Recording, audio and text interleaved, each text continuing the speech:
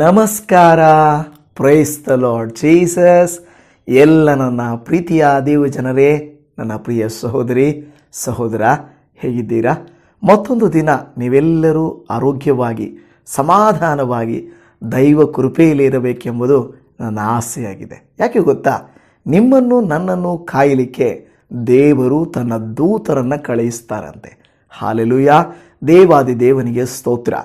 ಒಂದು ಸಿನಿಮಾದಲ್ಲಿ ಫೇಮಸ್ ಆಗಿರುವಂಥ ವ್ಯಕ್ತಿಗಳಿಗೆ ಅನೇಕ ಬಾಡಿಗಾರ್ಡ್ಸ್ ಇರ್ತಾರೆ. ರಾಜಕೀಯ ವ್ಯಕ್ತಿಗಳಿಗೆ ಬಾಡಿಗಾರ್ಡ್ಸ್ ಇರ್ತಾರೆ. ಅವರಿಗೆ ತಿಂಗಳ ಲಕ್ಷ ರೂಪಾಯಿ ಹಣವನ್ನು ಖರ್ಚು ಮಾಡಿ ಯಾವುದಾದರೂ ಕೇಡು ಬರುತ್ತೆ, ಯಾರಾದರೂ ತೊಂದರೆ ಮಾಡ್ತಾರೆ ಅಂದರೆ ಅವರ ಕೈಯಿಂದ ಇವನ್ನು ಬಿಡಿಸಲಿಕ್ಕಾಗಿ ಬಾಡಿಗಾರ್ಡ್ಸನ್ನು ಇಟ್ಕೊಂಡಿರ್ತಾರಲ್ವ, ಅವರಿಗೆ ಹಣ ಕೊಟ್ಟು ಇಟ್ಕೊಂಡಿರ್ತಾರೆ. ಆದರೆ ದೇವರ ಮಕ್ಕಳಾದಂಥ ನಮ್ಮನ್ನು ಕಾಯಲಿಕ್ಕೆ ಉಚಿತವಾಗಿ ದೇವರು ಬಾಡಿಗಾರ್ಡ್ಗಿಂತಲೂ ಬಲವಾದವರನ್ನು ದೇವರು ನಮಗಾಗಿ ನೇಮಿಸುತ್ತಾರಂತೆ. ಅವರೇ ಯಾರು ಗೊತ್ತಾ? ದೇವದೂತರುಗಳು. ಹಾಲೆಲೂಯಾ. ಕರ್ತನಲ್ಲಿ ವಿಶ್ವಾಸವಿಟ್ಟು ಕರ್ತನ ನಾಮದಲ್ಲಿ ಬಲವಾಗಿರುವಂಥವರನ್ನು, ಕಷ್ಟದಲ್ಲಿದ್ದರೂ ಅಪಾಯ ಮುಂದೆ ಬರುತ್ತಿದ್ದೆ ಎಂದು ಗೊತ್ತಾದರೂ ಕೂಡ ದೇವರು ಅದನ್ನು ಅರಿತು ತನ್ನ ಮಕ್ಕಳಿಗೆ ತಿಳಿಯಪಡಿಸಿ ಅವರನ್ನು ಕಾಪಾಡುತ್ತಾರೆಂದು ದೇವರ ವಾಕ್ಯವು ಹೇಳುತ್ತಾ ಇದೆ. ಹೌದು ನನ್ನ ಪ್ರಿಯ ದೇವಜನರೇ, ಬನ್ನಿ ಈ ದಿನದ ಮುಖ್ಯವಾದಂಥ ವಾಕ್ಯವನ್ನು ಓದಿಕೊಂಡು ಮುಂದಕ್ಕೆ ಹೋಗುವಂಥವರಾಗಿರೋಣ. ನಮಗೆಲ್ಲರಿಗೂ ಚಿರಪರಿಚಿತವಾಗಿರುವಂಥ ಕೀರ್ತನೆಗಳ ಗ್ರಂಥ 91ನೆಯ ಕೀರ್ತನೆ 11ನೆಯ ವಾಕ್ಯ, ನೀನು ಹೋಗುವಲ್ಲೆಲ್ಲ ನಿನ್ನನ್ನು ಕಾಯುವುದಕ್ಕೆ ಆತನು ನಿನ್ನ ವಿಷಯವಾಗಿ ತನ್ನ ದೂತರಿಗೆ ಅಪ್ಪಣೆ ಕೊಡುವನು ಎಂಬುದಾಗಿ ಹೇಳುತ್ತಾ ಇದೆ. ಹಲ್ಲೆಲೂಯಾ, ದೇವನಾಮಕ್ಕೆ ಸ್ತೋತ್ರ. ಅಂದರೆ ನೋಡಿ, ದೇವರು ನಮಗಾಗಿ ತನ್ನ ದೂತರಿಗೆ ಆರ್ಡರ್ ಕೊಡ್ತಾರಂತೆ. ನೋಡಿ, ಒಂದು ಕೆಲಸದಲ್ಲಿರುವಂಥವರಿಗೆ ಆರ್ಡರ್ ಕೊಡಬೇಕು, ನೋಡಿ ಈ ಥರ ಮಾಡಪ್ಪ ಅಂತ ಹೇಳಿದಾಗ. ಆದರೆ ಕೆಲವು ಸಾರಿ ಮನುಷ್ಯರು ಆನ್ ಟೈಮ್ ಡ್ಯೂಟಿಗೆ ಬರೋಕ್ಕಾಗಲ್ಲ, ಬರಬಹುದಾದಂಥ ಕೇಡುಗಳಿಂದ ಕಾಪಾಡಲಿಕ್ಕಾಗಲ್ಲ. ಯಾಕೆಂದರೆ ಅವರು ಕೂಡ ಮನುಷ್ಯರು, ಬಾಡಿಗಾರ್ಡ್ಸ್ ಆಗಿದ್ದಾರೆ. ಆದರೆ ದೇವರು ನಮಗೆ ಕಾಣದೇ ಇರುವಂಥ ವಿಪತ್ತುಗಳಿಂದಲೂ ನಮ್ಮನ್ನು ಕಾಪಾಡಲಿಕ್ಕೂ, ಬರಬಾರದಂಥ ಸೋಂಕುಗಳಿಂದ ನಮ್ಮನ್ನು ಕಾಪಾಡಲಿಕ್ಕೂ, ನಮಗೆ ಅಸಾಧ್ಯವಾಗಿರುವ ಕೃತ್ಯಗಳಿಂದ ನಮ್ಮನ್ನು ಕಾಪಾಡಲಿಕ್ಕೂ ಆತನು ತನ್ನ ದೂತರನ್ನು ಕಳುಹಿಸುತ್ತಾರಂತೆ. ಹಲ್ಲೆಲೂಯಾ, ಎಂಥ ಒಂದು ಒಳ್ಳೆಯ ವಿಚಾರ ಅಲ್ವಾ? ಒಂದು ಉಚಿತವಾಗಿ ದೇವದೂತರನ್ನು ನಮಗಾಗಿ ಕಳುಹಿಸುವಂಥದ್ದು. ದೇವದೂತರಂದರೆ ಯಾರು? ದೇವದೂತರಂದರೆ ಬಲಶಾಲಿಗಳು. ಅವರಿಗೆ ಬಲ ಜಾಸ್ತಿ ಇರುತ್ತದೆ. ಎಂತಹದನ್ನು ಅವರು ಎದುರಿಸಬಲ್ಲರು, ಯಾರನ್ನು ಬೇಕಾದರೂ ಎದುರಿಸಬಲ್ಲರು. ಬಾಡಿಗಾರ್ಡ್ಸ್ ಆದರೆ ಕೆಲವು ಸಾರಿ ಕ್ಷಣ ಮಾತ್ರದಲ್ಲಿ ಅವರನ್ನು ಕಾಪಾಡಲಿಕ್ಕೆ ಸಾಧ್ಯ ಇಲ್ಲ. ಎಷ್ಟೋ ಜನ ನಾವು ನೋಡುತ್ತೇವೆ, ರಾಜೀವ್ ಗಾಂಧಿ ಅಂತವರೆಲ್ಲ, ಅವರೆಲ್ಲರಿಗೂ ಬಾಡಿಗಾರ್ಡ್ಸ್ ಇದ್ದರು, ಆದರೂ ಅವರನ್ನು ಕೊಂದರು. ಅದನ್ನು ನಾವು ನೋಡ್ತಾ ಇದ್ದೇವೆ. ಅಂದರೆ ಮನುಷ್ಯರಿಗೆ ಬಾಡಿಗಾರ್ಡ್ಸ್ ಇದ್ದರೆ ಅವರು ಮನುಷ್ಯರೇ ಅಲ್ವಾ, ಕಾಪಾಡೋಕ್ಕಾಗಲ್ಲ. ಆದರೆ ನಮ್ಮ ದೇವರು ತನ್ನ ಭಕ್ತರನ್ನು ಕಾಪಾಡಿಕೊಳ್ಳುವುದಕ್ಕೋಸ್ಕರವಾಗಿ ತನ್ನ ದೂತರಿಗೆ ಅಪ್ಪಣೆ ಕೊಡ್ತಾ ಇದ್ದಾನೆ. ಇವತ್ತು ಈ ವಾಕ್ಯವನ್ನು ಕೇಳುತ್ತಿರುವಂಥ ನನ್ನ ಸಹೋದರಿ ಸಹೋದರ, ಉಚಿತವಾಗಿ ಯಾವ ಹಣ ಕೊಡದೆ ನಾವು ಕೆಲಸಕ್ಕೆ ಹೋಗುವಾಗ, ಪ್ರಯಾಣ ಹೋಗುವಾಗ, ನಾವು ಹುಷಾರಾಗಿ ಹೋದ್ರೂ ನಮಗೆ ದೂರದಲ್ಲಿರುವವರು, ಬೇರೆಯವರು ಹುಷಾರಾಗಿ ಬರೋದಿಲ್ಲ. ಅಪಘಾತ ಮಾಡಲಿಕ್ಕೂ, ಆಪತ್ತುಗಳನ್ನು ನಮಗೆ ಮಾಡಲಿಕ್ಕೂ, ತೊಂದರೆ ಕೊಡಲಿಕ್ಕೂ, ನಮ್ಮನ್ನು ಉಪಯೋಗಿಸಿಕೊಳ್ಳಲಿಕ್ಕೂ, ನಮ್ಮನ್ನು ಮೋಸ ಮಾಡಲಿಕ್ಕೂ ಜನ ಕಾಯ್ತಾ ಇರ್ತಾರೆ. ಹಾಗಾದರೆ ಅಂತಹ ಪರಿಸ್ಥಿತಿಯಲ್ಲಿರುವಂಥ ನಾವು ದೇವರಿಗೆ ಹೇಳಬೇಕು, ಅಪ್ಪ ದೇವರೇ, ನಾನು ಹೋಗ್ತಾ ಇದ್ದೇನೆ, ನೀನು ನನಗೆ ಸಹಾಯ ಮಾಡಪ್ಪ, ನಿನಗೆ ಸ್ತೋತ್ರ ಎಂದು ಹೇಳುವಾಗ ದೇವರು, ದೂತನೇ ಈಗ ನನ್ನ ಮಗಳು ಹೋಗ್ತಾ ಇದ್ದಾಳೆ, ಹೋಗು ಮುಂದೆ. ದೂತನಿಗೆ ಹೇಳ್ತಾನೆ, ಈಗ ನನ್ನ ಮಗಳು ಇಂಥ ಕಷ್ಟದಲ್ಲಿದ್ದಾಳೆ, ಹೋಗು ಸಹಾಯ ಮಾಡು ಎಂದು ಹೇಳಿ ದೇವರು ತನ್ನ ಭಕ್ತರಿಗೆ ಸಹಾಯ ಮಾಡ್ತಾನೆ. ಇವತ್ತು ನಾವು ಕೆಲವು ಭಕ್ತರಿಗೆ ಹೇಗೆ ದೇವರು ಸಹಾಯ ಮಾಡಿದನು ಎಂಬುದನ್ನು ಕೂಡ ನಾವು ತಿಳಿಲಿಕ್ಕೆ ಹೋಗ್ತಾ ಇದ್ದೇವೆ. ಈಗಾಗಲೇ ಧ್ಯಾನಿಸಿದಂಥವರವಲ್ಲ, ಬೇರೆ ಒಂದು ಕೆಲವು ವಿಷಯಗಳನ್ನು ನಾನು ನಿಮಗೆ ಹೇಳುತ್ತಾ ಇದ್ದೇನೆ. ನಾವು ಇಬ್ರಿಯರಿಗೆ ಬರೆದ ಪತ್ರಿಕೆಯಲ್ಲಿ 1ನೇ ಅಧ್ಯಾಯ 14ನೇ ವಚನವನ್ನು ಓದುವಾಗ, ಇವರೆಲ್ಲರೂ ರಕ್ಷಣೆಯನ್ನು ಬಾಧ್ಯವಾಗಿ ಹೊಂದಬೇಕಾಗಿರುವವರ ಸೇವೆಗೋಸ್ಕರ ಕಳುಹಿಸಲ್ಪಡುವ ಊಳಿಗದ ಆತ್ಮಗಳಲ್ಲವೋ ಎಂದು ಹೇಳುತ್ತಾ ಇದೆ. ಅಲ್ಲಿ ದೇವದೂತರ ವಿಚಾರಗಳನ್ನು ಮಾತನಾಡುತ್ತಾ ಅಲ್ಲಿ ಮುಂದಕ್ಕೆ ಬರುವಾಗ ಇವರೆಲ್ಲರೂ ಯಾರಿದ್ದಾರೆ? ನನಗೆ ಈ ವಾಕ್ಯವನ್ನು ಓದಿದಾಗ ನಿಜವಾಗಿ ಫಸ್ಟು, ಅಂದರೆ ಈಗಲ್ಲ, ಮೊದಲು ಅರ್ಥನೇ ಆಗಲಿಲ್ಲ. ಇವರೆಲ್ಲರೂ ಯಾರು? ಇವತ್ತು ನೀವು ವಿಡಿಯೋ ನೋಡ್ತಾ ಇದ್ದೀರಲ್ವಾ, ನೀವೆಲ್ಲರೂ ರಕ್ಷಣೆಯನ್ನು ಬಾಧ್ಯವಾಗಿ, ಅಂದರೆ ಈಗಾಗಲೇ ನೀವು ಬಾಧ್ಯಸ್ಥರಾಗಿರೋದು, ಅಂದರೆ ಇಂಥವರೊಂದು ಆಯ್ಕೆ ಮಾಡಲ್ಪಟ್ಟವರು ಬಾಧ್ಯವಾಗಿ ಹೊಂದಬೇಕಾಗಿರುವವರ ಸೇವೆಗೋಸ್ಕರ. ನೋಡಿ, ರಕ್ಷಣೆಯ ಮಾರ್ಗದಲ್ಲಿ ಯಾರ್ಯಾರು ಇದ್ದಾರಲ್ವಾ, ಉದಾಹರಣೆಗೆ ಕಾನಾನ್ ದೇಶವನ್ನು ಬಾಧ್ಯವಾಗಿ ಹೊಂದಿದ್ರು ಅಂತ ಹೇಳ್ತಾರೆ. ಅಂದರೆ ನಿಮಗೆ ಕಾನಾನ್ ದೇಶ ಕೊಡ್ತೇನೆ ಅಂತ ದೇವರು ವಾಗ್ದಾನ ಮಾಡಿದರು. ಅದೇ ರೀತಿಯಲ್ಲಿ ಪರಮಕಾನನನ್ನು, ಪರಲೋಕ ರಾಜ್ಯವನ್ನು ನಮಗೆ ದೇವರು ಕೊಟ್ಟಿದ್ದಾರೆ. ಈ ಪರಮಕಾನನಿಗೆ ಹೋಗುವ ಮಾರ್ಗದಲ್ಲಿ ಇರುವಂಥ ಎಲ್ಲರನ್ನ ದೇವರು ಏನು ಮಾಡ್ತಾರಂತೆ, ಅವ್ರು ಹೇಳ್ತಾರಂದರೆ ಹೊಂದಬೇಕಾಗಿರುವವರ ಸೇವೆಗೋಸ್ಕರ ಕಳುಹಿಸಲ್ಪಡುವ ಊಳಿಗೆದ ಆತ್ಮಗಳು. ಅವರ ಸೇವೆಗೋಸ್ಕರ ಅಂದರೆ ನಮ್ಮನ್ನು ಕಾಪಾಡುವುದಕ್ಕೆ, ನಮಗೆ ಸಹಾಯ ಮಾಡುವುದಕ್ಕೆ, ನಮ್ಮನ್ನು ಬಲಪಡಿಸಲಿಕ್ಕೆ ಏನು ಮಾಡ್ತಾರೆ ಅಂದರೆ ಆ ಆತ್ಮಗಳನ್ನು, ಅಂದರೆ ಆ ದೇವರ ದೂತರುಗಳನ್ನು ಕಳುಹಿಸಿ ನಮಗೆ ಸಹಾಯ ಮಾಡುತ್ತಾರೆ ಎಂದು ದೇವರ ವಾಕ್ಯವು ಹೇಳುತ್ತಾ ಇದೆ. ಇವತ್ತು ನಾನು ಮೂರು ವ್ಯಕ್ತಿಗಳನ್ನು ದೇವರು ಹೇಗೆ ಕಾಪಾಡಿದನು ಎಂಬುದನ್ನು ನಾನು ದೇವದೂತರ ಮೂಲಕ ಸಹಾಯ ಮಾಡಿದ್ರಂತ ನಾನು ನಿಮಗೆ ತಿಳಿಯಪಡಿಸ್ತಾ ಇದ್ದೇನೆ. ಮೊದಲನೇ ವ್ಯಕ್ತಿ ಯಾರು ಅಂದ್ಕೊಂಡಿರ್ಬೋದು ನೀವು ಮತ್ತಾಯನ ಬರೆದ ಸುವಾರ್ತೆಯಲ್ಲಿ 2ನೇ ಅಧ್ಯಾಯ 13ನೇ ವಚನ, ಅವರು ಹೋದ ಮೇಲೆ ಕರ್ತನ ದೂತನು ಯೋಸೇಫನಿಗೆ ಕನಸಿನಲ್ಲಿ ಕಾಣಿಸಿಕೊಂಡು, ನೀನು ಎದ್ದು ಈ ಕೂಸನ್ನು ಇದರ ತಾಯಿಯನ್ನು ಕರ್ಕೊಂಡು ಐಗುಪ್ತ ದೇಶಕ್ಕೆ ಓಡಿ ಹೋಗಿ ನಾನು ನಿನಗೆ ಹೇಳುವ ತನಕ ಅಲ್ಲೇ ಇರು, ಹೆರೋದನು ಈ ಕೂಸನ್ನು ಕೊಲ್ಲಬೇಕೆಂದು ಅದನ್ನು ಹುಡುಕುತ್ತಿರುವನು ಅಂದನು ಎಂದು ದೇವರ ವಾಕ್ಯವು ಹೇಳುತ್ತಾ ಇದೆ. ಅಂದರೆ ಈ ಒಂದು ಭಾಗದಲ್ಲಿ ಮುಂದೆ ಬರಲಿಕ್ಕಿರುವಂಥ ವಿಪತ್ತನ್ನು ಗ್ರಹಿಸಿರುವಂಥ ದೇವದೂತನು ತನ್ನ ಭಕ್ತನಾದಂಥ ಯೋಸೇಫನು ಮತ್ತು ಮರಿಯಳಿಗೆ ಮುಂಚಿತವಾಗಿ ತಿಳಿಸ್ತಾ ಇದ್ದಾರೆ. ಮುಂದೆ ನಡೀಲಿಕ್ಕಿರುವಂಥ ಆಪತ್ತು, ಕೇಡು ಏನು, ಹೆರೋದನು ಏನು ಮಾಡಿದ್ದಾನೆ, ಪ್ಲ್ಯಾನ್ ಮಾಡಿದ್ದಾನೆ. ಆಲ್ರೆಡಿ ಈ ಮಗುವನ್ನು ಕೊಲ್ಲಬೇಕೆಂದು ಪ್ಲ್ಯಾನ್ ಮಾಡಿದ್ದಾನೆ. ಈಗ ನಮಗಾಗಿ ದೇವದೂತರು ಈ ಕೆಲಸವನ್ನು ಮಾಡ್ತಾರೆ. ಮುಂದೆ ಬರಲಿಕ್ಕಿರುವಂಥ ವಿಪತ್ತು, ಅಪಘಾತ, ಕೇಡು, ಅನಾರೋಗ್ಯ, ಕಷ್ಟವನ್ನು ತಿಳಿದಿರುವಂಥ ದೇವದೂತನು ನಮಗೆ ಬಂದು ಎಚ್ಚರಿಕೆಯನ್ನು ಕೊಡುತ್ತಾರೆ.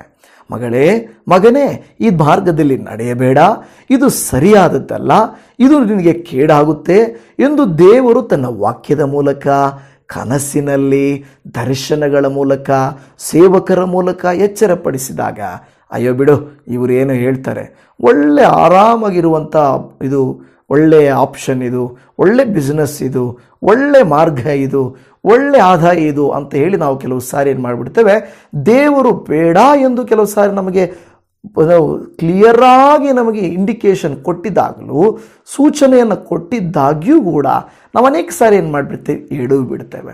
ಆದರೆ ಇಲ್ಲಿ ನಾವು ನೋಡುತ್ತೇವೆ, ಯೋಸೇಫನಿಗೆ ಕನಸಿನಲ್ಲಿ ಕಾಣಿಸಿಕೊಂಡು ದೂತನು ಸಹಾಯ ಮಾಡ್ತಾ ಇದ್ದಾನೆ. ಇವತ್ತು ದೇವದೂತರು ಇರುವುದೇನಕ್ಕೋಸ್ಕರಂತೆ, ರಕ್ಷಣೆಯ ಮಾರ್ಗದಲ್ಲಿರುವಂಥ ನನ್ನ ಸೇವೆಗೋಸ್ಕರ ದೇವರು ಕಳಿಸ್ತಾನೆ.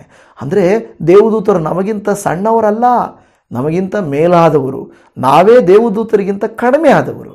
ಆದರೂ ದೇವರು ಏನು ಮಾಡ್ತಾರೆ ಗೊತ್ತಾ, ತನ್ನ ಮಕ್ಕಳನ್ನು ಕಾಪಾಡುವುದಕ್ಕೆ, ತನ್ನ ಜನರನ್ನು ಸಲಹುವುದಕ್ಕೆ, ಬರಬಹುದಾದ ಕೇಡುಗಳಿಂದ ತಪ್ಪಿಸುವುದಕ್ಕೆ ತಾನು ತನ್ನ ದೂತರನ್ನು ಅಪ್ಪಣೆ ಕೊಟ್ಟು ಕಳುಹಿಸ್ತಾನೆ. ಈಗ ದೂತನು ಒಂದು ಯೋಸೇಫನಿಗೆ ಹೇಳ್ತಾ ಇದ್ದಾನೆ, ನೋಡಪ್ಪ, ಈ ಹೆರೋದನು ಆ ಕೂಸನ್ನು ಕೊಲ್ಲಬೇಕೆಂದಿದ್ದಾನೆ, ನೀವು ಹೊರಟು ಹೋಗಿರಿ, ನೀವು ಐಗುಪ್ತಕ್ಕೆ ಹೋಗಿರಿ, ನಾನು ಹೇಳೋ ತನಕ ಅಲ್ಲೇ ಇರ್ರಿ, ನಾನು ಹೇಳ್ತೀನಿ, ಆವಾಗ ಬರ್ರಿ ಅಂತ ಹೇಳ್ತಾನೆ. ಇವತ್ತು ನಮಗೂ ಈ ರೀತಿಯಾಗಿ ದೇವದೂತನು ಆಲೋಚನೆ ಕೊಟ್ಟರೆ ಎಷ್ಟು ಚೆನ್ನಾಗಿರುತ್ತಲ್ವ? ನಿಮಗೂ ಆಲೋಚನೆ ಬೇಕಾ? ದೇವರೇ, ನನಗೆ ಬರುವ ಕೇಡಿನಿಂದ ಏನೋ ನನಗೆ ತೊಂದರೆ ಆಗ್ತಾ ಇದೆ, ಬರಬಹುದಾದದ್ದನ್ನು ಮೊದಲೇ ಹೇಳಿಬಿಟ್ರೆ ಎಷ್ಟು ಚೆನ್ನಾಗಿರುತ್ತಲ್ವ? ಆದರೆ ತನ್ನ ಮಕ್ಕಳಿಗೆ ದೇವರು ಖಂಡಿತ ಸಹಾಯ ಮಾಡ್ತಾ ಇರ್ತಾನೆ. ಈಗಾಗಲೇ ನಿಮಗೂ ನನಗೆ ಗೊತ್ತಿರೋದೇ ಇಲ್ಲ, ನಾವು ಅಂದ್ಕೊಂಡಿರ್ತೇವೆ ದೇವರು ನನಗೇನು ಮಾಡಿದ್ದಾರೆ ಅಂತ ಅಂದ್ಕೊಳ್ತಾ ಇರ್ತೇವೆ. ದೇವರು ಎಷ್ಟೊಂದು ಕಾರ್ಯಗಳನ್ನು ನಮಗೆ ತಿಳಿಯದೇ ರಹಸ್ಯವಾಗಿ ಅಗಮ್ಯವಾದಂಥ ಕಾರ್ಯಗಳನ್ನು, ಅಗೋಚರವಾದ ಕಾರ್ಯಗಳನ್ನು ನಮಗೋಸ್ಕರ ಮಾಡ್ತಾರೆ. ಅಗೋಚರ ಅಂದರೆ ಗೋಚರವಾಗದೇ ಇರೋದು, ಇದು ಗೊತ್ತಿಲ್ಲದೆ ಇರುವಂಥ ಅನೇಕ ಕೃತ್ಯಗಳನ್ನು ದೇವರು ನಮಗೋಸ್ಕರ ಮಾಡಿದ್ದಾರೆ ಎಂಬುದನ್ನು ನಾವು ನೋಡುವಂಥವರಾಗಿದ್ದೇವೆ. ಎರಡನೇದಾಗಿ ನಾನು ಒಂದು ವ್ಯಕ್ತಿಯನ್ನು ನೋಡ್ತೇನೆ, ಈಗಾಗಲೇ ನಮಗೆ ಗೊತ್ತಿರುತ್ತೆ ವ್ಯಕ್ತಿ, ದಾನಿಯೇಲನ ಗ್ರಂಥ 6ನೇ ಅಧ್ಯಾಯ 22ನೇ ವಚನ. ನನ್ನ ದೇವರು ತನ್ನ ದೂತನನ್ನು ಕಳುಹಿಸಿ ಸಿಂಹಗಳ ಬಾಯಿಗಳಿಂದ ಬಂಧಿಸಿದನು, ಅವುಗಳಿಂದ ನನಗೆ ಯಾವ ಹಾನಿಯೂ ಆಗಲಿಲ್ಲ ಎಂದು ಹೇಳ್ತಾ ಇದ್ದಾನೆ. ದಾನಿಯೇಲನು ಖಂಡಿತ ನಿಮಗೆ ಗೊತ್ತುಂಟು, ರಾಜನು ತುಂಬ ದಾನಿಯೇಲನನ್ನು ಬಿಡಿಸಲಿಕ್ಕೆ ಪ್ರಯತ್ನ ಮಾಡ್ತಾನೆ. ಆದರೆ ಅರಸನ ಕೈಯಲ್ಲಿ ಬಿಡಿಸ್ಲಿಕ್ಕಾಗಲ್ಲ.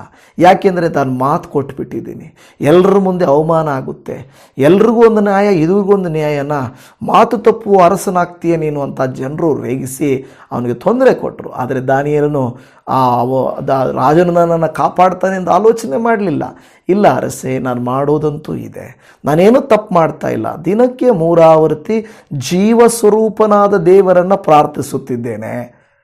ಆಗ ಅರಸನು ಹೇಳ್ತಾನೆ, ಒಂದು ಸಾರಿ ಸುಮ್ಮನೆ ಹಂಗೆ ಹೇಳ್ಬಿಡಪ್ಪ ಏನಕ್ಕಿದೆ ಅಂತ. ದಾನಿಯೇಲನು ಸುಮ್ಮನೆ ಹೇಳಂಗೂ ಇಲ್ಲ, ಹಂಗೂ ಇಲ್ಲ, ನಾನು ಆರಾಧಿಸುವ ದೇವರು ನನ್ನನ್ನು ಕಾಪಾಡಬಲ್ಲನು ಅಷ್ಟೇ. ನೋಡಿ ಏನಾಯಿತು ಅಂತ ನಾವು ನೋಡುವಾಗ, ದಾನಿಯೇಲನನ್ನು ಕೊನೆಗೆ ಏನು ಮಾಡಿಬಿಟ್ರು, ಸಿಂಹದ ಗವಿಗೆ ಹಾಕಿಬಿಟ್ರು. ರಾಜನಿಗೆ ನಿದ್ರೆ ಬರ್ತಾ ಇಲ್ಲ, ರಾತ್ರಿ ಇಲ್ಲ, ಏನಾಯಿತೋ. ಆದರೆ ಅರಸನು ನಿದ್ದೆ ಮಾಡಲಿಲ್ಲ, ದಾನಿಯೇಲನು ಚೆನ್ನಾಗಿ ನಿದ್ದೆ ಮಾಡಿರ್ತಾನೆ. ಸಿಂಹಗಳ ಮಧ್ಯದಲ್ಲಿರುವಂಥವನಿಗೆ ನಿದ್ದೆ ಮಾಡ್ತಾ ಇದ್ದಾನೆ, ಅರಮನೆಯಲ್ಲಿರುವಂಥ ಅರಸನು ನಿದ್ದೆ ಮಾಡ್ತಾ ಇಲ್ಲ. ಇವತ್ತು ಕೆಲವು ಸಾರಿ ಇದು ಸತ್ಯವಾದ ಪಾಠ ದೇವಜನವೇ. ಕೆಲವರು ಏನಾಗ್ತಾರೆ ಅಂದರೆ, ಒಳ್ಳೆ ಮನೆ, ಒಳ್ಳೆ ಕೆಲಸ, ಒಳ್ಳೆ ಆದಾಯ ಇರುತ್ತೆ, ನಿದ್ದೆ ಮಾಡೋಕ್ಕೆ ಅವಕಾಶ ಇಲ್ಲ. ಆದರೆ ಕೆಲವರು ನೋಡಿ, ಬಡವರ ಮನೆ, ಏನೂ ಇಲ್ಲದೆ ಇರುವಂಥ ಮನೆ, ಆದರೂ ಕೂಡ ಅವರು ಸುಖವಾಗಿ ನಿದ್ರಿಸಿ ಬೆಳಿಗ್ಗೆ ಎದ್ದು ಹೋಗ್ತಾ ಇರ್ತಾರೆ. ನೋಡಿ ವ್ಯತ್ಯಾಸವನ್ನು ಕಂಡಿರ? ಅರಮನೆಯಲ್ಲಿರುವಂಥ ಅರಸನಿಗೆ ನಿದ್ದೆ ಇಲ್ಲ, ಸಿಂಹಗಳ ಮಧ್ಯದಲ್ಲಿರುವಂಥವನ ದಾನಿಯೇಲನಿಗೆ ನಿದ್ದೆ ಬರ್ತಾ ಇದೆ. ಎಂಥ ಒಂದು ಆಶ್ಚರ್ಯ ಅಲ್ಲ? ಯಾಕೆ ಬೇಗನೆ ಬಂದು ಮರುದಿನ ಬಂದು ಕೇಳ್ತಾನೆ, ಏನಪ್ಪ ದಾನಿಯೇಲ ಇದೆಯೇನಪ್ಪ, ನೀನು ನಂಬಿರೋ ದೇವರು ನಿನ್ನನ್ನು ಕಾಪಾಡಲಿಕ್ಕೆ ಸಾಧ್ಯ ಆಯ್ತೇನಪ್ಪ ಎಂದು ಕೇಳಿದಾಗ ಏನು ಊಹಿಸಿರ್ಬೋದು? ಅಯ್ಯೋ, ಇದುವರೆಗೂ ಸಿಂಹಗಳು ಇಟ್ಟಿರ್ತಾವ, ಯಾಕೆಂದರೆ ಗವಿಯಲ್ಲಿ ಸಿಂಹಗಳು ಹಸಿದು ಅವು ಕಾಯ್ತಾ ಇರ್ತವೆ. ಮನುಷ್ಯರು ಹಾಗೇನಲ್ವ, ಗರ್ಜಿಸುವ ಸಿಂಹದಂತೆ ಕಾಯ್ತಾ ಇರ್ತಾರೆ ಜನ. ನಮಗೆ ಕೇಳಾದರೆ ನಮ್ಮನ್ನು ಕಾಪಾಡೋಕ್ಕೆ ಯಾರೂ ಬರಂಗಿಲ್ಲ, ಯಾರೂ ಮುಂದಕ್ಕೆ ಬರಂಗಿಲ್ಲ, ಅಂಥ ಕಷ್ಟದಲ್ಲಿ ನಾವು ಸಿಕ್ಕಾಕೊಂಡ್ಬಿಟ್ಟಿರ್ತೇವೆ. ಆದರೆ ದೇವರ ವಾಕ್ಯ ಹೇಳ್ತಾ ಇದೆ, ದಾನಿಯೇಲನು ಹೇಳ್ತಾನೆ, ನನ್ನ ದೇವರು ತನ್ನ ದೂತನನ್ನು ಕಳುಹಿಸಿ ಸಿಂಹಗಳ ಬಾಯನ್ನು ಬಂಧಿಸಿದನು ಎಂದು ಹೇಳುತ್ತಾ ಇದ್ದಾನೆ. ಹಲ್ಲೆಲೂಯಾ. ಇವತ್ತು ಸಿಂಹಗಳ ಬಾಯನ್ನು ಬಂಧಿಸಲಿಕ್ಕೆ ದೇವರು ನಿಮಗಾಗಿ ತನ್ನ ದೂತರನ್ನು ಕಳುಹಿಸ್ತಾನೆ. ಯೋಸೇಫರ ವಿಷಯದಲ್ಲಿ ನಾವು ನೋಡುತ್ತೇವೆ, ಬರಬಹುದಾದ ಕೇಡನ್ನು ದೇವದೂತನು ಮೊದಲು ತಡೆದನು. ಈಗ ನಾವು ನೋಡುತ್ತಾ ಇದ್ದೇವೆ, ಬಂದಿರುವ ಸಿಂಹದ ಸಮಸ್ಯೆಯನ್ನು ಬಂಧಿಸಿದನು ಅಂತ ನಾವು ನೋಡುತ್ತಾ ಇದ್ದೇವೆ. ನನ್ನ ವಿರುದ್ಧವಾಗಿ ಅನೇಕ ಸಿಂಹಗಳು, ಕ್ರೂರ ಮನುಷ್ಯರ ಕಾರ್ಯಗಳು, ಕೆಟ್ಟದಾದ ಕೃತ್ಯಗಳು ನಮ್ಮನ್ನು ಸೀಳಿ ತಿನ್ನಬೇಕೆಂದು, ಉಪಯೋಗಿಸಿಕೊಳ್ಳಬೇಕೆಂದು, ನಮ್ಮನ್ನು ಅನುಭವಿಸಬೇಕೆಂದು, ಆ ಪದವನ್ನು ನಾನು ಹೇಳಬೇಕು ಸುಮಾರು ದಿನಗಳನ್ನು ಅಂದುಕೊಳ್ತಾ ಇದ್ದೇನೆ. ಯಾಕೆಂದರೆ ಕೆಲವರು ಉಪಯೋಗಿಸ್ಕೊಳ್ತಾ ಇದ್ದಾರೆ, ಕೆಲವರು ಅನುಭವಿಸಬೇಕೆಂತ ನಿಮ್ಮ ಹತ್ರ ನಟನೆ ಮಾಡ್ತಾ ಇದ್ದಾರೆ.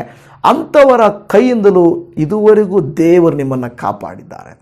ಅವರ ಬಾಯಿ ಮಾತುಗಳಿಗೆ ನಿಮ್ಮನ್ನು ಕಾದಿದ್ದಾರೆ, ಅವರ ಕುತಂತ್ರಗಳಿಗೆ ಕಾದಿದ್ದಾರೆ, ಅವರ ಘೋರ ಹಲ್ಲುಗಳಿಗೆ ನಿಮ್ಮನ್ನು ಕಾದಿದ್ದಾರೆ, ಅವು ಕೈ ಚೂಪಾದ ಉಗುರುಗಳಿಗೆ ನಿಮ್ಮನ್ನು ಕಾದಿದ್ದಾರೆ, ಅವರ ಉಗ್ರತೆಗೆ ನಿಮ್ಮನ್ನು ಕಾಪಾಡಿದ್ದಾರೆ. ಖಂಡಿತ ಪ್ರಿಯ ದೇವಜನವೇ, ದೇವರು ಅತ್ಯುನ್ನತನಾದ ಕರ್ತನು. ಆತನು ನನ್ನನ್ನು ದಾನಿಯೇಲನನ್ನು ಕಾದಂತೆ ನನ್ನನ್ನು ಕಾಯುವುದಕ್ಕೆ ಆತನು ಕಾದಿರುವ ದೇವರಾಗಿದ್ದಾನೆ. ಹಲ್ಲೆಲೂಯಾ. ಇವತ್ತು ನಿಮ್ಮನ್ನು ಮೊದಲನೇದಾಗಿ ನಾವು ನೋಡಿದ್ವಿ, ಯೋಸೇಫರನ್ನ ಹೇಗೆ ಮುಂದೆ ಬರಬಹುದಾದಂಥವುಗಳಿಂದಲೂ ದೇವದೂತನು ಬಂದು ಕಾಪಾಡಿದನು. ಎರಡನೇದಾಗಿ ಬಂದು ಒದಗಿದಂಥ ಸಮಸ್ಯೆಯಲ್ಲಿ ಕೂಡ ದೇವರು ದಾನಿಯೇಲನನ್ನು ಕಾಪಾಡಿದನು. ಮೂರನೇದಾಗಿ ಬಂದು ಹೋದ ಮೇಲೆ, ಕಷ್ಟಪಟ್ಟ ಮೇಲೆ, ಕೆಲವರಿಗೆ ಆಪರೇಷನ್ ಆಗಿರ್ತದೆ, ಕೆಲವರಿಗೆ ಶೋಧನೆ ಆಗಿರ್ತದೆ, ಕೆಲವರಿಗೆ ಸಮಸ್ಯೆ ಬಂದು ಹೋದ ಮೇಲೆ ನಮಗೆ ಬಲ ಬೇಕಲ್ಲ, ಆಗಲೂ ದೇವರು ತನ್ನ ದೂತರನ್ನು ಕಳುಹಿಸಿ ನಮಗೆ ಸಹಾಯ ಮಾಡ್ತಾರಂತೆ. ಆ ಭಾಗವನ್ನು ನಾವು ಮತ್ತಾಯನು ಬರೆದ ಸುವಾರ್ತೆ 4ನೇ ಅಧ್ಯಾಯ 11ನೇ ವಚನದಲ್ಲಿ ನಾವು ನೋಡುತ್ತಾ ಇದ್ದೇವೆ. ಆಗ ಸೈತಾನನು ಆತನನ್ನು ಬಿಟ್ಟನು ಮತ್ತು ದೇವದೂತರು ಬಂದು ಆತನಿಗೆ ಉಪಚಾರ ಮಾಡಿದರು ಅಂತ ನಾವು ನೋಡುತ್ತಾ ಇದ್ದೇವೆ. ಹಲ್ಲೆಲೂಯಾ. ಇದು ನೋಡಿ, ಕೆಲವು ಘಟನೆಗಳಲ್ಲಿ ಈಗ ಯೇಸು ಸ್ವಾಮಿಯೇ ಆ ಒಂದು ಶೋಧನೆಯನ್ನು ಎದುರಿಸಬೇಕಾಯಿತು.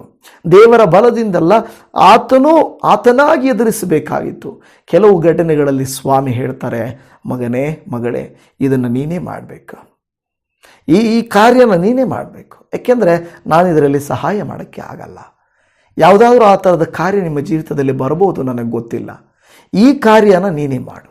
ತೀರ್ಮಾನ ತೆಗೆದುಕೊಳ್ಳುವುದು ನಿನ್ನ ಕೆಲಸ. ಹೃದಯದಲ್ಲಿ ನಿನ್ನ ಬಾಗಿಲನ್ನು ತೆರೆದುಕೊಡುವುದು ನಿನ್ನ ಕೆಲಸ. ವಾಕ್ಯವನ್ನು ನಂಬಿ ಪ್ರಾರ್ಥಿಸುವುದು ನಿನ್ನ ಕೆಲಸ. ನಾನೇ ಅದನ್ನು ಮಾಡಿಕೊಡೋಕ್ಕಾಗಲ್ಲ ನಿನಗೆ. ನೀನು ಮಾಡಬೇಕಾಗಿರೋದು ನೀನು ಮಾಡಿದ್ರೆ, ನಾನು ಮಾಡಬೇಕಾಗಿರೋದು ನಾನು ಮಾಡ್ತೇನೆ.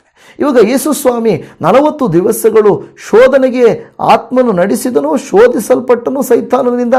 ಈಗ ಆತನಿಗೆ ಪರಾಂಬರಿಕೆ ಬೇಕಾಗಿದೆ. ನೋಡಿದ್ರ, ಒಂದು ಘಟನೆಯಲ್ಲಿ ನಾವು ನೋಡಿದ್ವಿ, ಆಪತ್ತು ಬರುವುದಕ್ಕಿರುವಂಥ ಮುಂಚೆನೇ ದೇವದೂತನು ಬಂದು ಸಹಾಯ ಮಾಡ್ತಾನೆ. ಎರಡನೇದು ಆಪತ್ತುಗಳು ಬಂದ ಮೇಲೆ ಸಹಾಯ ಮಾಡ್ತಾನೆ. ಮೂರನೇದಾಗಿ ಆಪತ್ತುಗಳು ಬಂದು ಕಳೆದು ಹೋದ ಮೇಲೆ ನಮ್ಮನ್ನು ಆಧರಿಸಿ ಬಲಪಡಿಸುತ್ತಾನೆ. ಪ್ರತ್ಯೇಕವಾಗಿ ಆ ಸ್ತ್ರೀಯರು, ಸಹೋದರಿಯರು ಹೆರಿಗೆ ಸಮಯದಲ್ಲಿ ನಾವು ನೋಡ್ತೇವೆ, ತುಂಬ ಬಾಧೆಯನ್ನು ಅನುಭವಿಸುತ್ತಾರೆ. ನಮಗೆ ಹೇಳುವಾಗಲೇ ನಮಗೆ ಅರ್ಥ ಆಗೋದು, ನಾವು ಅನುಭವ ಮಾಡಿಲ್ಲವಾದ್ದರಿಂದ ಆ ಒಂದು ಪೇಯ್ನ್ ಬಹಳ ದೊಡ್ಡ ಪೇಯ್ನ್ ಎಂದು ಹೇಳುತ್ತಾರೆ. ಆ ಪೇಯ್ನು ಒಂದು ವೇಳೆ ಮಗುವಿಗೆ ಹೆರಿಗೆ ಆದ ಮೇಲೆ, ಜನ್ಮ ಕೊಟ್ಟ ಮೇಲೆ ಅವರಿಗೆ ಭಯಂಕರವಾದಂಥ ಬಲಹೀನತೆ ಇರುತ್ತದೆ ಅಲ್ವಾ? ಆಗ ದೇವರು ಅವರನ್ನು ಆ ಪರಿಸ್ಥಿತಿಯಲ್ಲಿ ಬಲಪಡಿಸ್ತಾರೆ. ಹೆರಿಗೆಯ ಸಮಯದಲ್ಲಿ, ಹೆರಿಗೆ ಆದ ನಂತರ ಅವರನ್ನು ಬಲಪಡಿಸ್ತಾರೆ. ನೋಡಿ, ತಾಯಂದಿರು ಮತ್ತೆ ಎದ್ದು ಮಗುವನ್ನು ನೋಡಲಿಕ್ಕೆ ನೋಡ್ತಾ ಇರ್ತಾರೆ. ಅಷ್ಟೊಂದು ವೇದನೆ ಪಟ್ಟು ಬಾಧೆಪಟ್ಟು ಅವರ ಕಣ್ಣು ಮಗುವನ್ನು ನೋಡಲಿಕ್ಕೆ ಬಾಧೆ ಪಡ್ತಾ ಇರ್ತದೆ. ನಮಗೂ ಆ ರೀತಿಯಾಗಿ ಶೋಧನೆಯ ನಂತರ ಬಲ ಬೇಕು. ಹಾಗಾದರೆ ಹೇಗೆ ಅದು ಬಲ ಬೇಕು? ದೇವರು ತನ್ನ ದೂತರನ್ನು ಕಳುಹಿಸಿ ನಮಗೆ ಸಹಾಯ ಮಾಡ್ತಾನೆ. ನನ್ನ ಪ್ರೀತಿ ಜನವೇ, ನಾವು ದೇವ ಭಕ್ತರುಗಳನ್ನು ನೋಡಿ ಎಲಿಯನ ಕುರಿತಾಗಿ ನಾವು ನೋಡುತ್ತಾ ಇದ್ದೇವೆ. ಎಲಿಯನು ಓಡ್ತಾ ಇದ್ದಾನೆ, ಜೆಜಬೇಲಳಿಗೆ ಎದುರಿ ಓಡ್ತಾ ಇದ್ದಾನೆ. ಅವನಿಗೆ ಯಾರೂ ಇಲ್ಲ, ಊಟ ಕೊಡಲಿಕ್ಕೆ ಯಾರೂ ಇಲ್ಲ. ಅವನು ತಿಂದಿಯಪ್ಪ, ಇದೆಯಪ್ಪ, ಹೇಗಿದ್ದೀಯ ಅಂತ ಕೇಳಲಿಕ್ಕೆ ಯಾರೂ ಇಲ್ಲ. ಅವನು ಅಂದ್ಕೊಳ್ತಾನೆ, ದೇವರೇ ನನಗೆ ಯಾಕಪ್ಪ ಈ ಜೀವನ, ನನಗೆ ಸಾಕಾಗೈತೆ ಈ ಜೀವನ, ನನ್ನನ್ನು ಬಿಟ್ಬಿಡು ದೇವರೇ, ನನಗೆ ಸಾಕು ಈ ಜೀವನ ಅಂತ ಹೇಳಿದಾಗ ದೇವರು ತನ್ನ ದೂತನನ್ನು ಕಳುಹಿಸಿ ಎಲಿಯನನ್ನು ಪೋಷಿಸ್ತಾನೆ. ದೂತನು ಪೋಷಿಸಿದ ಆ ಪೋಷಣೆಗೆ 40 ದಿವಸ ಓಡಿದ್ನಂತೆ. ಎಂಥ ಊಟ, ಹೇಗೆ ಪೋಷಿಸಿರ್ಬೋದು ದೇವದೂತನು, ಹೆಂಗೆ ತಿನ್ನಿಸಿರ್ಬೋದಲ್ವಾ? ಅಂದರೆ 40 ದಿವಸ ಓಡುವಷ್ಟು ಶಕ್ತಿಯನ್ನು ದೇವರು ಕೊಡ್ತಾನೆ. ಊಟವನ್ನು ಉಣಿಸುವುದಕ್ಕೂ ಕೆಲವು ಸಾರಿ ದೂತರನ್ನು ಕಳಿಸ್ತಾರೆ. ನೀವು ಪ್ರಶ್ನೆ ಮಾಡ್ತಾ ಇರ್ಬೋದು, ಬೈಬಲಲ್ಲಿ ಈ ಥರ ಎಲ್ಲ ಸಹಾಯ ಬಂದಿದೆಯಲ್ಲ, ನಮಗೆ ಯಾವತ್ತೂ ಬರಲಿಲ್ವಲ್ಲ? ಪ್ರಿಯರೇ, ದೇವದೂತರು ರೆಕ್ಕೆಗಳು ಕಟ್ಟಿಕೊಂಡು ಹಂಗೆ ನಿಮ್ಮ ಮುಂದೆ ಬರೋದಿಲ್ಲ. ಹಂಗೆ ಬಂದುಬಿಟ್ಟು ಮಗಳೇ ಏನು ಬೇಕು ಮಗನೇ ಅಂತ ಕೇಳೋದಿಲ್ಲ. ದೇವರು ತನ್ನ ದೂತರುಗಳ ಮೂಲಕ, ಅಂದರೆ ಮನುಷ್ಯರ ಮೂಲಕ, ಪರಿಸ್ಥಿತಿಗಳ ಮೂಲಕ ನಿಮಗೂ ನನಗೂ ದೇವರು ಸಹಾಯ ಮಾಡ್ತಾರೆ. ನಾವು ಅದಕ್ಕೆ ಕೆಲವು ಸಾರಿ ಅಂತಾರಲ್ಲ, ಕೆಲವರು ಎತ್ತಿ ಹೇಳ್ತಾರೆ, ದೇವ್ರ ಥರ ಬಂದ್ರಿ ಸರ್, ದೇವ್ರ ಥರ ಬಂದ್ರಿ, ಯಾರೂ ನಮಗೆ ಸಹಾಯ ಮಾಡಲಿಲ್ಲ, ನೀವು ಸಹಾಯ ಮಾಡಿದ್ರಿ. ಕೆಲವರು ದೇವ್ರ ಥರ ಬರ್ತಾರೆ, ಅದೇ ದೇವದೂತರು ಕಳಿಸಿದ ವ್ಯಕ್ತಿಗಳು. ಇಲ್ಲಾಂದರೆ ಎಲ್ಲರೂ ಮೊಬೈಲ್ ಇಟ್ಕೊಂಡು ನೋಡ್ತಾ ಇರ್ತಾರೆ. ಆಕ್ಸಿಡೆಂಟ್ ಆದಾಗಲೂ, ಜಾರಿ ಬೀಳುವಾಗಲೂ, ಏನಾದರೂ ಮಾಡುವಾಗಲೂ ವಿಡಿಯೋ ಮಾಡ್ಕೊಳ್ಳೋಕ್ಕೆ ನೋಡ್ತಾರೆ ಹೊರತು ಕಾಪಾಡಲಿಕ್ಕೆ ಹೋಗಲ್ಲ. ಕೆಲವರು ಓಡಿ ಹೋಗಿ ಸಹಾಯ ಮಾಡಲಿಕ್ಕೆ ನೋಡ್ತಾರೆ. ಅವರು ಹೋಗಿ ಸಹಾಯ ಮಾಡಿದ್ರಿಂದ ಬದುಕೊಳ್ತಾರೆ. ಅನೇಕ ಆಕ್ಸಿಡೆಂಟ್ಗಳೆಲ್ಲ ನೀವು ವಿಡಿಯೋಸ್ ನೋಡ್ತಾ ಇರ್ತಾರೆ, ಕ್ಷಣ ಮಾತ್ರದಲ್ಲಿ ತಪ್ಪಿ ಹೋಗ್ತದೆ. ಕೆಲವರು ಹಿಂದಕ್ಕೆ ಕೇಳಿತಾರೆ, ಕೆಲವರು ಕಾಪಾಡ್ತಾರೆ. ದೇವದೂತರು ಕಳುಹಿಸುವಂಥ ಸಹಾಯ, ದೇವದೂತರು ಬಂದು ನಮಗೆ ಸಹಾಯ ಮಾಡುವಂಥದ್ದನ್ನು, ಅದಕ್ಕೆ ದೇವರು ತನ್ನ ಭಕ್ತನಾದ ಯೆಶಾಯನ ಮೂಲಕ 43ನೇ ಅಧ್ಯಾಯ 2ನೇ ವಚನದಲ್ಲಿ ನಮಗೆ ಎಚ್ಚರವನ್ನು ಪಡಿಸ್ತಾನೆ. ನೀನು ಜಲರಾಶಿ ಹಾದು ಹೋಗುವಾಗಲೂ, ನದಿಗಳನ್ನು ದಾಟುವಾಗಲೂ, ಉರಿಯಲ್ಲಿ ನಡೆಯುವಾಗಲೂ ನಿನ್ನನ್ನು ಯಾವುದು ಏನು ಮಾಡದ ಹಾಗೆ ದೇವರು ತನ್ನ ದೂತರನ್ನು ಕಳುಹಿಸ್ತಾನೆ. ಹೌದಲ್ವಾ? ಬೆಂಕಿಯಲ್ಲಿಯೂ ಶದ್ರಕ್, ಮೇಷಕ, ಅಬೇದ್ನೆಗೋರನ್ನು ದೇವರಿದ್ದು ಕಾಪಾಡಿದ್ದಾನೆ. ಅನೇಕ ಕಡೆಗಳಲ್ಲಿ ದೇವದೂತರುಗಳ ಸಹಾಯವನ್ನು ನಾವು ನೋಡುತ್ತಾ ಇದ್ದೇವೆ. ಇವತ್ತು ನಿಮಗೆ ದೇವದೂತರ ಸಹಾಯ ಬೇಕಾ? ಹಾಗಾದರೆ ದೇವರನ್ನು ನಾವು ಕೇಳಿಕೊಳ್ಳೋಣ. ಅಪ್ಪ, ನಾನಿನ್ನ ಮಗಳು, ನಾನಿನ್ನ ಮಗನು. ಸೈತಾನ ಯೇಸು ಸ್ವಾಮಿ ಹತ್ರ ಹೇಳಿಕೊಡ್ತಾನೆ, ನಿನ್ನ ಕಾಲು ಕಲ್ಲಿಗೆ ತಗಲಿತೆಂದು ತನ್ನ ದೂತರನ್ನು ಕಳಿಸಿ ನಿನ್ನನ್ನು ಮೇಲಕ್ಕೆ ಎತ್ಕೊಳ್ತಾನಲ್ಲ ಅಂತ ಹೇಳುವ ಹಾಗೆ, ನಮ್ಮ ಕಾಲು ಕಲ್ಲಿಗೆ ತಗಲದ ಹಾಗೆ ಕರ್ತನು ನಮ್ಮನ್ನು ಕಾಪಾಡಲಿಕ್ಕೆ ಶಕ್ತನಾಗಿದ್ದಾನೆ. ಕರ್ತನು ತಾನೇ ನಿಮ್ಮನ್ನು, ನನ್ನನ್ನು ಈ ದಿನ ಅನುದಿನ ನಮ್ಮ ಕುಟುಂಬದ ಸುತ್ತಲೂ, ನಮ್ಮ ಸುತ್ತಲೂ, ನಮ್ಮವರ ಸುತ್ತಲೂ ದೇವರು ತನ್ನ ದೂತರನ್ನು ನಿಲ್ಲಿಸಿ ಕಾಪಾಡುವಂತೆ ನಾವು ಬೇಡಿಕೊಳ್ಳೋಣ. ಅವರು ದೂರದಲ್ಲಿರ್ಬೋದು, ಸಮೀಪದಲ್ಲಿರ್ಬೋದು, ಅವರ ಕಷ್ಟದಲ್ಲಿರ್ಬೋದು, ಅವರು ಸಣ್ಣವರಾಗಿರ್ಬೋದು, ಅವರ ಯೌವನದಲ್ಲಿರ್ಬೋದು, ಮುಪ್ಪಿನಲ್ಲಿರ್ಬೋದು, ನೀವು ಹೋಗಿ ಸಹಾಯ ಮಾಡಲಿಕ್ಕಾಗದೇ ಇರ್ಬೋದು. ನೀವು ಪ್ರಾರ್ಥಿಸಿದರೆ ದೇವರು ತನ್ನ ದೂತರನ್ನು ಕಳುಹಿಸಿ ಸಹಾಯ ಮಾಡ್ತಾನೆ. ಪ್ರಾರ್ಥಿಸೋಣ. Hallelujah Jesus, thank you Lord. ಅಪ್ಪ ದೇವರೇ, ಪರಿಶುದ್ಧನಾದ ದೇವರೇ, ಮನುಷ್ಯರನ್ನು ಕಾಪಾಡಲಿಕ್ಕೆ ಮನುಷ್ಯರಾದ ಬಾಡಿಗಾರ್ಡ್ಸನ್ನು ಇಟ್ಟುಕೊಳ್ಳುತ್ತಾರೆ, ಅದಕ್ಕೆ ಹಣವನ್ನು ಕೊಡುತ್ತಾರೆ. ಆದರೂ ಕೂಡ ಅವರು ನಮ್ಮ ಪ್ರಾಣಗಳನ್ನು ಕಾಪಾಡಲಿಕ್ಕೂ ಬರಬಹುದಾದ ಕೇಡುಗಳಿಂದ ನಮ್ಮನ್ನು ಎಚ್ಚರಿಸಲಿಕ್ಕೂ, ಕೇಡು ಬಂದಾಗ ನಮ್ಮ ಜೊತೆಯಲ್ಲಿ ಇರಲಿಕ್ಕೂ, ಕೇಡಾದ ಮೇಲೆ ನಮ್ಮನ್ನು ಪರಾಮರಿಸಲಿಕ್ಕೂ ಅವರ ಕೈಯಲ್ಲಿ ಸಾಧ್ಯವಾಗದೇ ಇರಬಹುದು. ಆದರೆ ಅದಕ್ಕಿಂತ ಹೆಚ್ಚಾದ ಬಾಡಿಗಾರ್ಡ್ಸನ್ನು ನೀವು ನಮಗಾಗಿ ಕೊಟ್ಟಿರುವುದಕ್ಕಾಗಿ ಸ್ತೋತ್ರ ಮಾಡುತ್ತಾ ಇದ್ದೇವೆ. ಪರಮ ತಂದೆಯೇ, ನೀವು ನಿಮ್ಮ ಮಕ್ಕಳಾದ ನಮ್ಮನ್ನು ಪ್ರೀತಿಸಿ ನಮಗಾಗಿ ನೀವು ನಿಮ್ಮ ದೂತರಿಗೆ ಅಪ್ಪಣೆಯನ್ನು ಕೊಟ್ಟು ನಮ್ಮನ್ನು ಕೇಡಿನಿಂದ ಕಾಪಾಡಿ ನಡೆಸುತ್ತೀರಿ ಎಂಬುದನ್ನು ಇವತ್ತು ನೀವು ಉದಾಹರಣೆಗಳ ಮೂಲಕವಾಗಿ ನಮ್ಮನ್ನು ಎಚ್ಚರಪಡಿಸಿದ್ದೀರಿ. ನಿಮಗೆ ಕೋಟಿ ಕೋಟಿ ಕೋಟಿ ವಂದನೆಗಳು ಯೇಸಪ್ಪ. ಪ್ರತ್ಯೇಕವಾಗಿ ಈ ದಿನದಲ್ಲಿ ಅಪ್ಪ ನಾವು ಮಾಡುವಂಥ ಈ ಪ್ರಾರ್ಥನೆಯನ್ನು ಆಲಿಸು, ಸದುತ್ತರವನ್ನು ದಯಪಾಲಿಸಿ ಕೊಡು ಕರ್ತನೆ. ಅಪ್ಪ, ಅನೇಕ ಕೇಡುಗಳು ನಮಗೆ ವಿರುದ್ಧವಾಗಿ ಬರಬಹುದು, ಷಡ್ಯಂತರಗಳು ನಡೆಯಬಹುದು, ನಮಗೆ ಕೇಡನ್ನು ಕಲ್ಪಿಸುವಂಥ ಅನೇಕ ಪರಿಸ್ಥಿತಿಗಳು ಎದುರಾಗಬಹುದು. ಅಂತಹ ಸಂದರ್ಭದಲ್ಲಿ ನೀವು ನಿಮ್ಮ ದೂತರುಗಳನ್ನು ನಮಗಾಗಿ ಕಳುಹಿಸಿ ನಮ್ಮನ್ನು ಸುರಕ್ಷತೆಯಿಂದಿರಿಸಿ, ಆರೋಗ್ಯದಿಂದಿರಿಸಿ ಕಾಪಾಡಬೇಕಾಗಿ ನಾವು ಪ್ರಾರ್ಥನೆ ಮಾಡ್ತಾ ಇದ್ದೇವೆ. ಅಪ್ಪ, ಹೇಗೆ ಯೋಸೇಫನನ್ನು ಅಪ್ಪ ಕರ್ತನೆ ದೇವರೇ ಎಚ್ಚರಪಡಿಸಿ ಅವರು ಊರು ಬಿಟ್ಟು ಹೋಗುವಂತೆ ನೀನು ಎಚ್ಚರಪಡಿಸಿದೆಯೋ, ಅದೇ ರೀತಿಯಲ್ಲಿ ನೀವು ನಮಗೇನಾದರೂ ಕೆಲಸದ ಜಾಗದಲ್ಲಿ, ಪ್ರಯಾಣದ ಜಾಗದಲ್ಲಿ, ನಮ್ಮ ಕುಟುಂಬಗಳಲ್ಲಿ ಕೇಡು ಬರುವುದಾದರೆ ನೀನು ಎಚ್ಚರಪಡಿಸಿ ಆ ಸ್ಥಳದಿಂದ ನಾವು ಹೋಗುವಂತೆ, ಆ ವ್ಯಕ್ತಿಗಳಿಂದ ದೂರ ಇರುವಂತೆ, ಆ ಪರಿಸ್ಥಿತಿಗಳಿಂದ ದೂರ ಇರುವಂತೆ ನೀವು ನಮಗೆ ಸಹಾಯ ಮಾಡಿಕೊಡ್ರಿ ಅಪ್ಪ. ಕೆಲವರು ಮನೆಯಲ್ಲೇ ಇರುತ್ತಾರಪ್ಪ, ಅವರಿಗೆ ನಿನ್ನ ದೂತರುಗಳ ಪರಾಮರಿಕೆ ಇರಲಿ. ಕೆಲವರಿಗೆ ಪ್ರೀತಿನೇ ಅವರಿಗೆ ಸಿಕ್ಕೋದಿಲ್ಲಪ್ಪ, ನಿನ್ನ ದೂತರನ್ನು ಕಳಿಸಿ ಪರಾಮರಿಸು, ಅವರು ದೂತರುಗಳನ್ನು ಪ್ರೀತಿಸುವಂತೆ, ಕರುಣಿಸುವಂತೆ ಸಹಾಯ ಮಾಡಿ ಎಂದು ಬೇಡಿಕೊಳ್ಳುತ್ತಾ ಇದ್ದೇವೆ. ಮಾತ್ರವಲ್ಲದೆ ಪರಮ ತಂದೆಯಾದ ದೇವರೇ, ಅದೇ ರೀತಿಯಲ್ಲಿ ಯೇಸಪ್ಪ ಕರ್ತನೆ ದೇವರೇ, ನಾವು ನೋಡಿದೆವು ದಾನಿಯೇಲನ ವಿಷಯದಲ್ಲಿ ಸಿಂಹಗಳ ಮಧ್ಯದಲ್ಲಿಯೂ ಕರ್ತನೆ ದೇವದೂತನಿದ್ದುಕೊಂಡು ಕಾಪಾಡಿದನು. ಅಪ್ಪ, ನಮಗೂ ಹಾಗೆ ಕರ್ತನೆ ಸಿಂಹಗಳಂಥ ಸಮಸ್ಯೆಗಳು ನಮ್ಮನ್ನು ಸುತ್ತುವರಿದಾಗ ದೇವದೂತನ ರೆಕ್ಕೆಗಳ ಮರೆಯಲ್ಲಿ ನಾವು ಇರುವುದಕ್ಕೆ ನಮಗೆ ಕೃಪೆಯನ್ನು ತೋರಿಸಿರಿ. ಯಾವ ಕೇಡಿಗೂ ಅಂಜದ ಹಾಗೆ, ಯಾವ ತೊಂದರೆಗೂ ಭಯಪಡದ ಹಾಗೆ, ಕ್ರೂರತ್ವಕ್ಕೂ ಕತ್ತಲೆಗೂ ಭಯಕ್ಕೂ ನಾವು ಭಯಪಡದ ಹಾಗೆ ನಿರ್ಭಯವಾಗಿರುವಂತೆ ನಿನ್ನ ದೂತನನ್ನು ನಮಗೆ ಕಳುಹಿಸಿ ಅಥವಾ ದೂತರುಗಳ ರೆಕ್ಕೆಗಳ ಮರೆಯಲ್ಲಿ ನಾವು ಆಶ್ರಯಿಸುವುದಕ್ಕೆ ನಮಗೆ ಸಹಾಯ ಮಾಡಬೇಕೆಂದು ಪ್ರಾರ್ಥನೆ ಮಾಡ್ತಾ ಇದ್ದೇವೆ. ಹೌದು ಕರ್ತನೆ, ಬೇರೆ ಬೇರೆ ವಿಚಾರಗಳನ್ನು ನಾವು ಧ್ಯಾನ ಮಾಡಿದ್ದೇವೆ. ಯೇಸಪ್ಪ, ನೀವು ಶೋಧಿತರಾದ ಮೇಲೆ ಪರಾಮರಿಸೆಯನ್ನು ಹೊಂದಿದ್ದೇವೆಪ್ಪ. ಎಲಿಯನು ಪರಾಮರಿಕೆಯನ್ನು ಹೊಂದಿದನು. ಅದೇ ರೀತಿಯಲ್ಲಿ ಅನೇಕ ಸಾರಿ ನಾವು ಸೋತು ಹೋಗಿರುತ್ತೇವೆ, ಬಲಹೀನವಾಗಿರುತ್ತೇವೆ, ಬಲ ಸಾಕಾಗಿರುವುದಿಲ್ಲಪ್ಪ. ದಯಮಾಡಿ ನಮಗೂ ಇನ್ನೂ ಅಧಿಕವಾದ ಬಲ ಕೊಡಪ್ಪ. ನಿನ್ನ ಆಧರಣೆಯನ್ನು ನಮಗೆ ಕೊಡಪ್ಪ, ನಿನ್ನ ಕೃಪೆಯನ್ನು ನಮಗೆ ಕೊಡಪ್ಪ. ಇವತ್ತು ಯಾರಪ್ಪ ದೇವರೇ ಯಾವುದೇ ಕೇಡಾಗಿರುತ್ತಾರೋ, ಕೋಳಿ ತನ್ನ ಮರಿಗಳನ್ನು ರೆಕ್ಕೆಗಳ ಮರೆಯಲ್ಲಿಡುವಂತೆ ಅಪ್ಪ ನೀವು ನಮ್ಮನ್ನು ರೆಕ್ಕೆಗಳ ಮರೆಯಲ್ಲಿಟ್ಟು, ಉತ್ತರಗಳ ರೆಕ್ಕೆಗಳ ಮರೆಯಲ್ಲಿಟ್ಟು ನಮ್ಮನ್ನು ಕಾಯಬೇಕಾಗಿ ಪ್ರಾರ್ಥನೆ ಮಾಡಿಕೊಳ್ಳುತ್ತಾ ಇದ್ದೇವೆ. ಈ ದಿನಕ್ಕಾಗಿ ಸ್ತೋತ್ರ. ಈ ವಾಕ್ಯವನ್ನು ಆಲಿಸಿ ಇದುವರೆಗೂ ಜೊತೆಯಲ್ಲಿದ್ದು ವಾಕ್ಯಗಳನ್ನು ಹೃದಯಗಳಲ್ಲಿ ತೆಗೆದುಕೊಂಡ ಪ್ರತಿ ದೇವ ಮಕ್ಕಳನ್ನು ನೀನು ಆಶೀರ್ವದಿಸಿ, ಅವರ ಅವಶ್ಯಕತೆಗಳನ್ನು ಪೂರೈಸಿ, ಅವರ ಕಷ್ಟಗಳಲ್ಲಿ ಅವರನ್ನು ಪರಾಮರ್ಶಿಸಿ ಮೇಲಕ್ಕೆತ್ತಬೇಕೆಂಬುದಾಗಿ ಪ್ರಾರ್ಥನೆಯನ್ನು ಕೇಳಿದ ಕರ್ತರೇ ನಿನಗೆ ಸ್ತೋತ್ರ. ಎಲ್ಲ ಮಹಿಮೆ ನಿನಗೆ ಯೇಸು ಕ್ರಿಸ್ತರ ಅತಿ ಮಧುರವಾದ ಸುರಕ್ಷಿತವಾದ ನಾಮದಲ್ಲಿ ಪ್ರಾರ್ಥಿಸುತ್ತೇವೆ ತಂದೆಯೇ. ಆಮೇನ್, ಆಮೇನ್, ಆಮೇನ್. ನನ್ನ ಪ್ರಿಯ ದೇವಜನವೇ, ನಿಮ್ಮೆಲ್ಲರಿಗೂ ಯೇಸು ಕ್ರಿಸ್ತನ ಅತಿ ಮಧುರವಾದ ನಾಮದಲ್ಲಿ ಧನ್ಯವಾದಗಳು. ಕರ್ತನು ನಿಮ್ಮನ್ನು ಸುರಕ್ಷಿತವಾಗಿ ಕಾಪಾಡಲಿ, ದೂತರ ಸಹಾಯವನ್ನು ಕಳಿಸಲಿ. ಶಲೋಮ್. Praise the Lord Jesus.